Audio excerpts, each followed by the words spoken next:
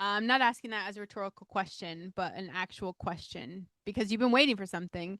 You have been in this season, even this rebellion season with me, and you've been waiting for something besides the podcast that is 4 days late. You've been waiting and nodding along for everything that we're saying in every episode. Um, you've been feeling things, you've been having realizations, you've been saying, yes, that's it exactly. Every episode you've listened to this season, and you're like, that's it, that's it. And then you keep going back to your regular Tuesday and just continue to wait. Like, what are you waiting for? Waiting for the fear to go away, waiting to feel ready, waiting for the right moment, waiting for someone to give you permission, waiting until the kids are older or the job is more stable or the debt is lower or the timing is better or you have the clarity or more confidence or more of whatever the thing is you've decided you need before you can actually start. I need you to name the thing you're waiting for. Right now in your head, just say the thing. Say the thing. Because that thing, whatever you just named, it's not the fucking reason. It's an excuse. And I say that with every ounce of love that I have for you because I've been watching you carry this for this entire season. And like, I'm done. I'm done watching you wait. It is exhausting for everybody around you. It is exhausting for the person that needs the special magic that you have. Hey, you guys, welcome to the Listen Bitch podcast. I am Brandon Lynette, voice authority podcast coach. Your mess is your message. And I'm gonna say, like, I'm calling this the season finale of the rebellion. Okay. I think the last episode of the season where we kind of cleared the ground and we called out the systems and I kind of did a crossover of kind of the political show, but this show as well, like real life tangible stuff. You guys, what is the truth right now? It doesn't matter who the president is, okay? I survived a president I couldn't even respect and I thought should be in a nursing home and nothing happened in my life. I was never upset. I wasn't freaking out. I wasn't panicking. It doesn't matter who the president is. Get your house in order. Get yourself straight. Step into your potential, live your life. We are not meant to get caught up in this crazy battle of social media and apeshit crazy stuff. I use this season as a sense of rebellion to get you away from the systems, okay? To get you to unplug from the machine, to like, what would they say? Like, wake up from the matrix because all of these systems want you small. All of these systems want you dependent. The biggest uprisal anything we could do right now, and I'm talking rebellion even against the government and the systems and all of this stuff. It's not to fight each other. It's not. It is to unplug from all of the systems that need us to stay small because the minute we start stewarding our health, we hurt big pharma. The minute we start having conversations with each other, we eliminate the internet hate. The minute we start humanizing each other and having these experiences, and the minute we take responsibility for raising our kids, teachers don't have control of bullshit things for our babies. Like, there's so many things that I wanted this season to help you do. We talked about mess and consistency and identity and trust and worthiness and all of this and ways to just completely unplug, like to wake you guys up. I just want you to wake up and unplug from the system. To just put your phones and the news and the media, put everything away for a minute and just get back to the shit that is important. I gave you the ground. So I want to say this episode is not about what is in the way anymore. It's not. This episode is really about the fact that now I've painted you a very clear picture where you can see the way and you're still not moving. And so let's deal with that today. And before we go in, you guys know that as always, the show is brought to you by my favorite. Okay. And this is Super Patch, and today's patch is going to be Liberty. I don't know if you guys could see on camera, but I mean, I am patched up. I got Liberty right here, center chest. We have this one is my Zen patch, and over to the right, we've got peace, and then I have a joy up over here. Am I always patched up every single day? Yeah. Okay. My skin is getting better, and I really do think that's the Lumi patch. And I don't think I've talked about it on the show. So that's another conversation another day. But Liberty is my flagship. Liberty is the patch I think everybody needs to be wearing. Um, and it's perfect to talk about for this episode because this is the episode where you're going to step into the version of yourself that has been waiting. Liberty, what Liberty does, it's going to support strength and energy and balance and recovery. Your body is going to be operating at full capacity for the steps you're about to take. Okay. Yes, of course, this is drug free. This is made in the United States of America, and this is a big F you to big pharma. Okay. This is vibrotactile technology that works directly through your nervous system. All right. It's the easiest way to explain it is that it's braille for your brain. Okay. And I've been the brain nerd. I've done all that. So if you have brain nerd questions, you can ask me. Am I a doctor? Thank God, no. Okay. Thank God, no. But I am a real lived experience researcher, self taught. Yes. I'm telling you, this is legit. And it's an F you to Big Pharma. So anyway, another conversation, Liberty. It's in my show notes, you guys. So we have talked about your mess being your message. You know, the chapter that you skip every time someone's asking you how you got here.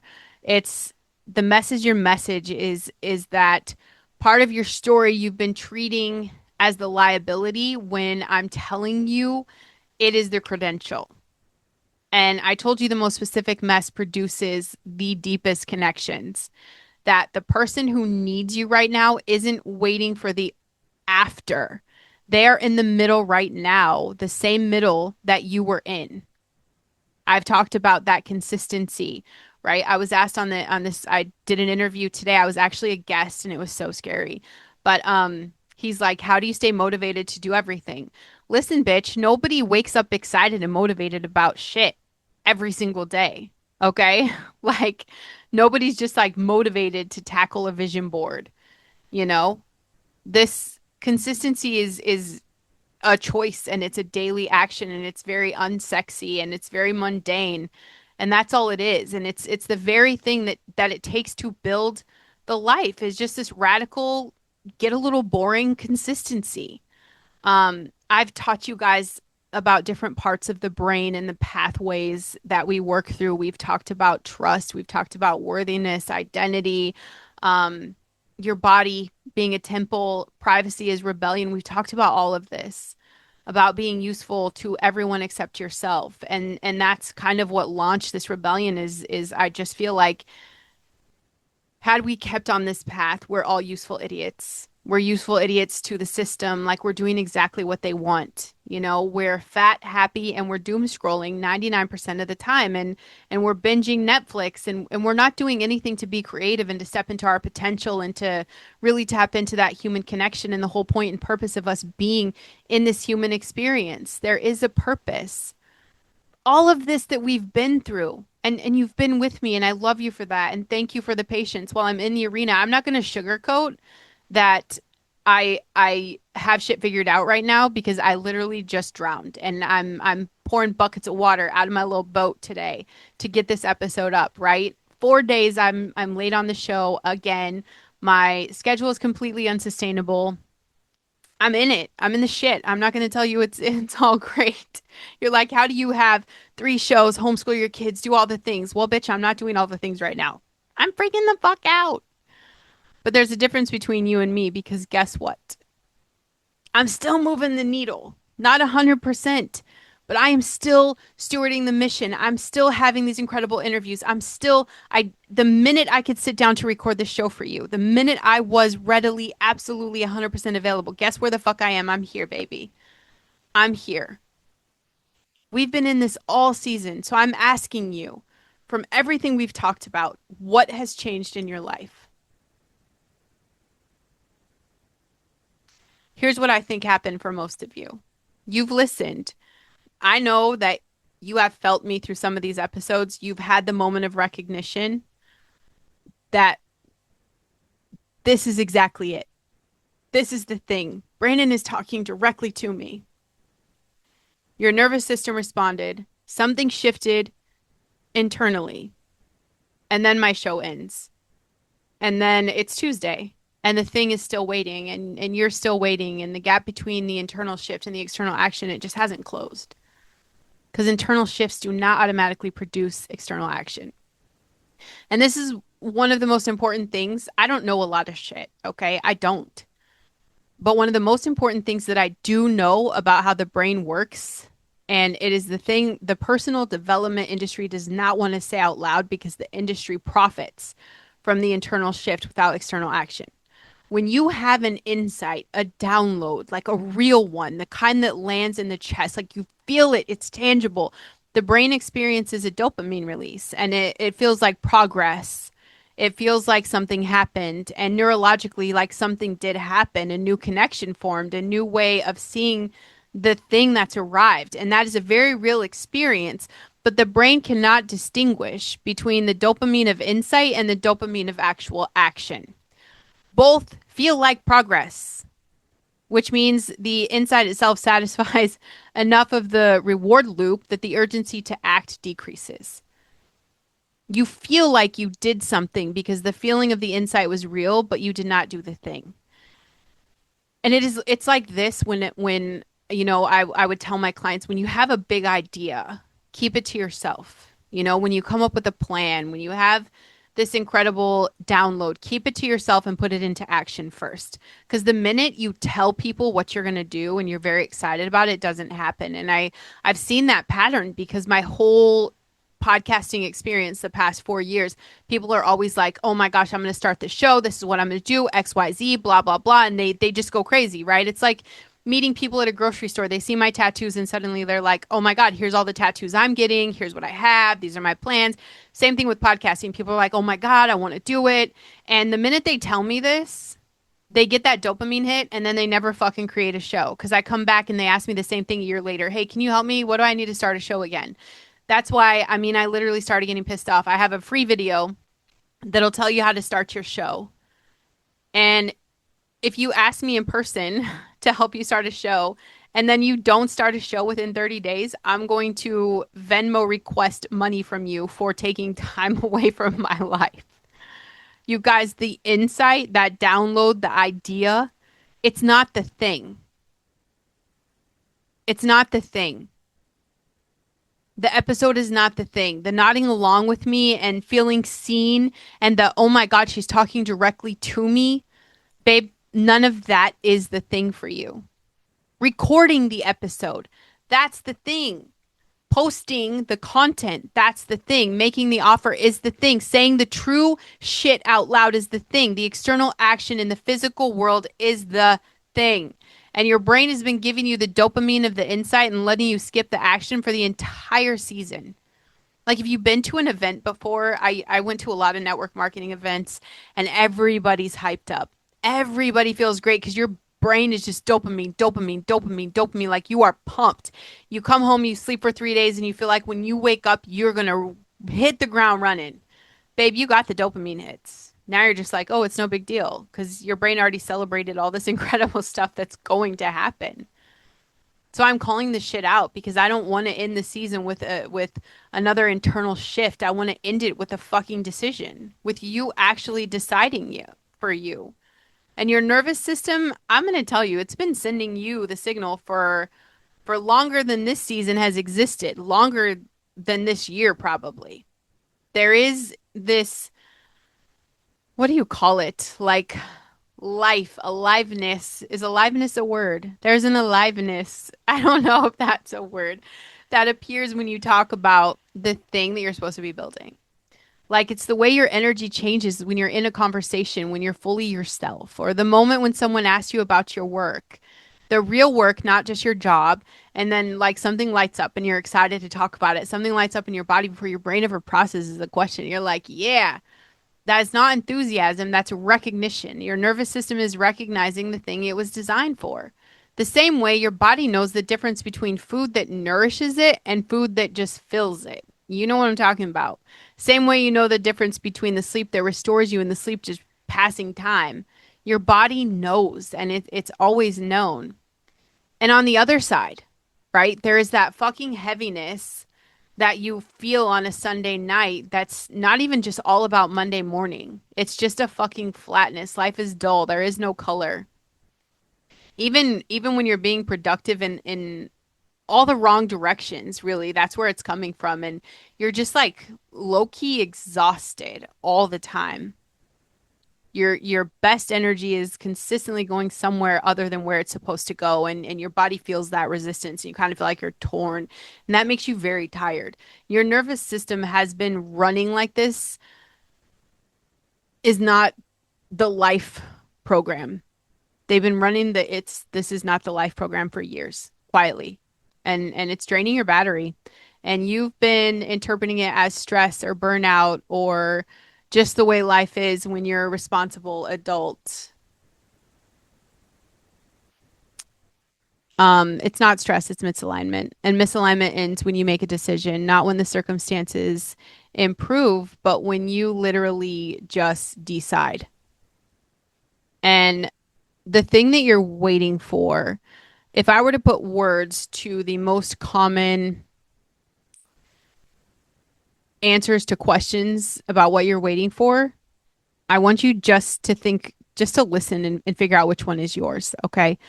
You're waiting to feel ready.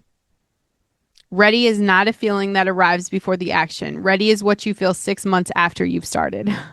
You will never feel ready standing still. You will only feel ready in motion. Maybe you're waiting for permission. And I did a whole episode on that. Permission is not coming from the source you're waiting on it from. The only permission that exists is the one you give yourself, and you can give it right now. Right now. Or maybe you're waiting for the fear to go away. Oh my gosh, can I tell you about the fear? It doesn't go away before the action. Courage is action in the presence of fear. You do it afraid.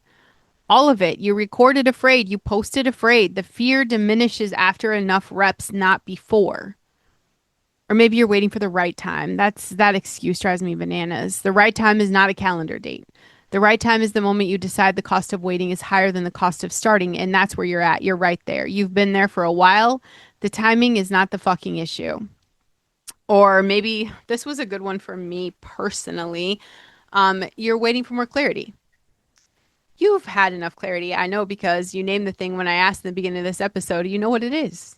You named it in your head. Clarity is not the missing ingredient. It's commitment that's missing. Or you're waiting for the situation to be different, the kids to be older, the debt to be lower, the job to be more stable, the season to be less demanding. Here's what I know about the situation. It will always have something.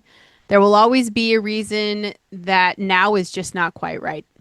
The people who built things built them in the middle of imperfect circumstances because perfect circumstances do not exist.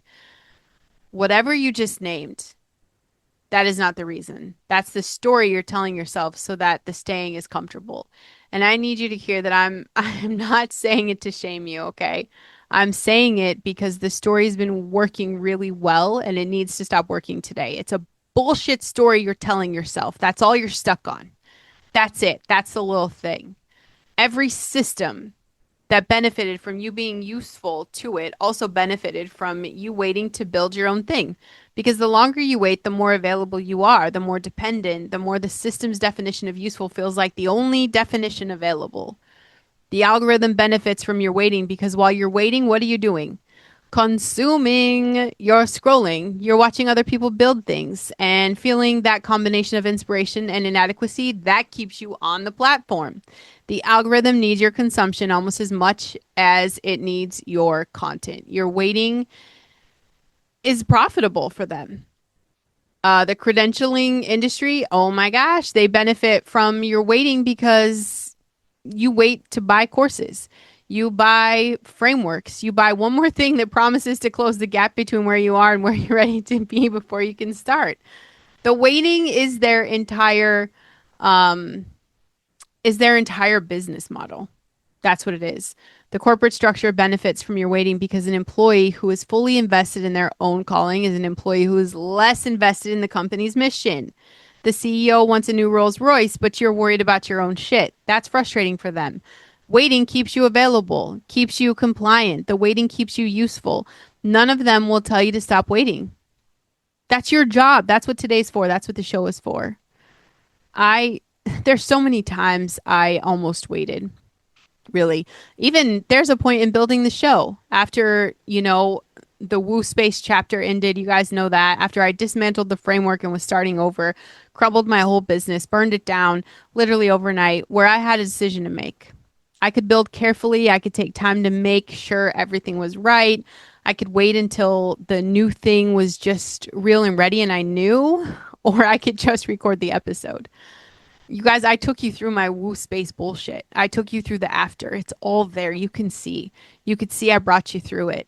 I didn't stop and wait till I recreated myself and redefined who I was going to be on the show. It was, I'm going to show you guys who I am, and you're going to see me changing in real time. Real time. I didn't wait for a perfect episode.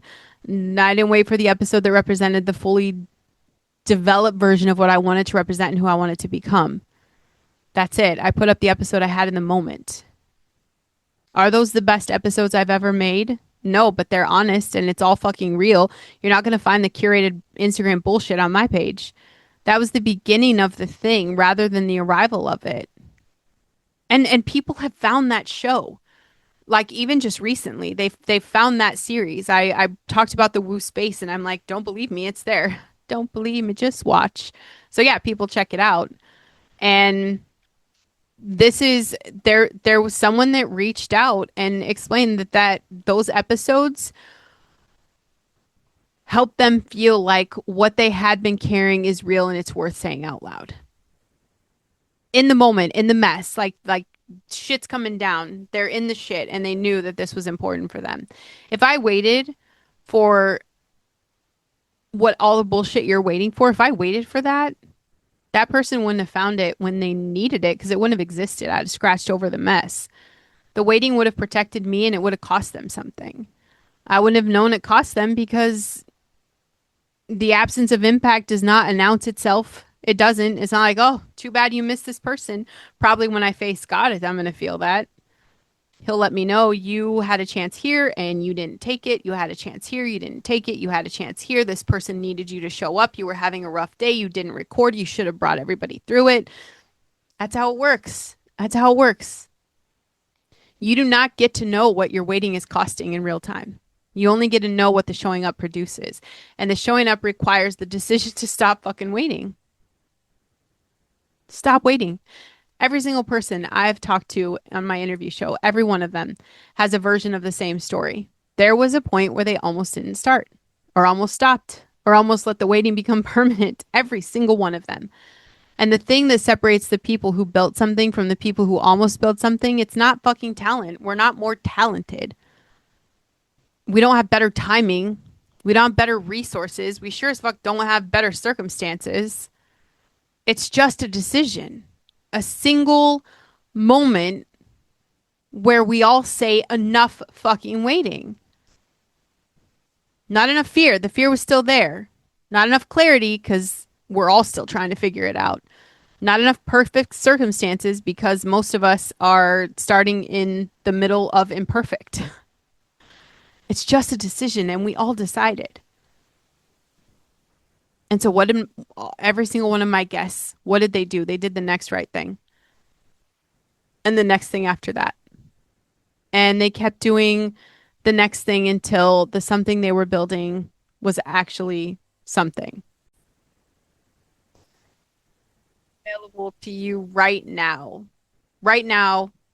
Right now. Right now. And I just want to say really fast, you guys, if this season, anything I've talked about in the rebellion in season 10, if it's ever changed something for you, if you've been listening and you feel it and, you know, almost but not quite moving, this is the episode to share. Share it out, not necessarily to the algorithm, but like to the person you know who has been waiting the longest, the one who needs to hear someone say what you are waiting for directly to her face. Okay. Make sure you guys have subscribed so you don't miss an episode. I will definitely I'm working on a schedule that's going to be a little more consistent for you guys. I do love you and I promise that if I'm not there yet, I'm getting my ass kicked. Okay. I'm not laying on the couch binging some trash TV and eating bonbons. I'm in the fucking arena. Just figuring it out. So yeah, please make sure you guys have subscribed. So listen, I think I've told you guys the story about the prodigal son who went to a far country and wasted everything and hit the bottom. And the text reads, like the scripture says, that he came to himself. I do really think I did talk about earlier in the season, the moment of coming to himself. that quiet recognition of the internal voice that had been there the whole time. We all have one, that little whisper. Um, this is not who I am. This is not where I belong. I know what is true. I just stopped living like it. He did not wait until the circumstances improved to go home. He was still in the far country when he made the decision. He was still at the bottom, like still hungry, still broken, still without the evidence that his father would even take him back. Um, he came to himself and he got up and he went. And the father saw him from a long way off, which means the father had been watching, right? That's how I interpret that. He'd been looking down the road. He'd been waiting for this exact moment, for the moment that the son stopped waiting and just started moving. You do not have to have it all figured out. You don't have to have it all figured out. You do not have to be past the mess. It doesn't have to be behind you. You do not have to have the platform built, or you don't have to have the audience established, or you don't have to have your fear resolved. You just have to come to yourself, recognize that internal voice that's been telling you what is true. Get up, start moving. And the crazy thing is that we have the father who's watching down the road, and he's been watching for us the whole time. So come home and start building and stop waiting. I cleared the ground for you. We've talked about every single thing that is in the way. We dealt with systems and the wounds and the identity. We've done that. But now let's build on this. Let's build on this. Let's build your message, your voice, your platform, your story as the framework, your mess as the credentials, the podcast as the vehicle, the people you were made to reach as the mission. I really want to work on building a season of construction, not processing. And I feel like we just did all the clearing. But I think it's time for us to build and get back to that. You've done the work. Let's work on the outer thing. Let's build the thing. And that starts like right now, just name the thing. Name it out loud now. Just one thing, the specific thing you've been waiting to build. You want to write the book?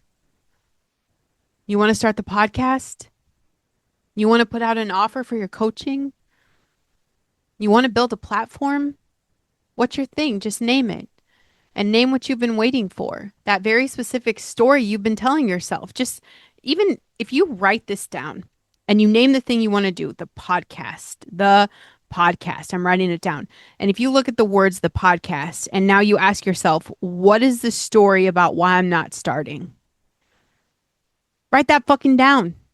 Write down the bullshit story, because I'm telling you, it's bullshit. It's bullshit. That story is bullshit. Write it down. Ask yourself whether that story is a reason or it's a fucking excuse. And I don't need your answer, because I'm telling you right now, I want you to write below your story, this is an excuse. Because it is. I love you, but it's a fucking excuse. It's an excuse. Do the next right thing today. The next right thing. If you've been waiting to start the podcast, record for 5 minutes. If you've been waiting to make the offer, write the first sentence. If you've been waiting to speak your truth, go post one real sentence. The next right thing today. And I want it done before this episode is 24 hours old. And then come find me. I'm excited for the next version of where this podcast is going. I do feel like it is time to release the rebellion season. Does that mean I stop rebelling? Absolutely not. I still have faith in fire, God, and country. That is the Rebellion podcast. That is it. I'm gonna keep that energy there. I'm gonna keep it there. So I'm ready to move forward. We're gonna move on to season 11. Okay, I'm gonna let go of the Brandon that wanted to shake the shit out of all of you just to get you to wake up and understand how all of these systems have profited off of you, and how you do exactly what they want you to do. You've done everything they wanted you to do, to be distracted, to be fat, to be happy, to be uncomfortable, to be miserable, to break up marriages, to all of these things. You've done it. And now we're going to stop. and we're going to stop being consumers and we're going to start creating. We're going to start using our mess as the catalyst to share our message and to help other people. We're going to start having conversations with people again. We're not going to fight with them in comments on the internet. Most of those people are robots anyway. We're not doing any more of that shit, okay? Like real life, we're going to start doing real shit. I'll help you build the thing. I literally help people start podcasts for free. I could do the same thing if you want to start a book. It's the same idea. I've had 5, so I may know what I'm talking about. Maybe. Um, 700 plus episodes of the podcast. Trust me, I got you there too. Whatever it is you want to build, I can help you. I can help you. But this all comes down to this now, the decision and the question, like, what are you waiting for? And I've watched you carry this for a really long time. I know what it costs you to listen to every episode and feel the truth of it and then go back to your normal schedule. I know the weight of the deferred thing. I know the Sunday night exhaustion running through your program because I've lived it. I know the show notes app. I know how much exists on your phone. I know the voice memos from 6 months ago. I know the thousands of screenshots that you're going to come back to help build your framework. I know about all that shit. I listen to me. And this is the deepest place I could dig this up from. Christ did not die for your someday. He died for your now. He prepared the works in advance, that the specific works, the ones that require your voice and your mess and your story and your particular plot of land. He prepared them before you arrived, and he's been watching you not do them. And there is no judgment. There's just anticipation. The way the father watched down the road for the prodigal son. Come to yourself, get up, and go home. The ground is cleared. It is time for you to get into your building era. The person who needed what you are about to build has been waiting even longer. The wait should be over. Make your mess your message.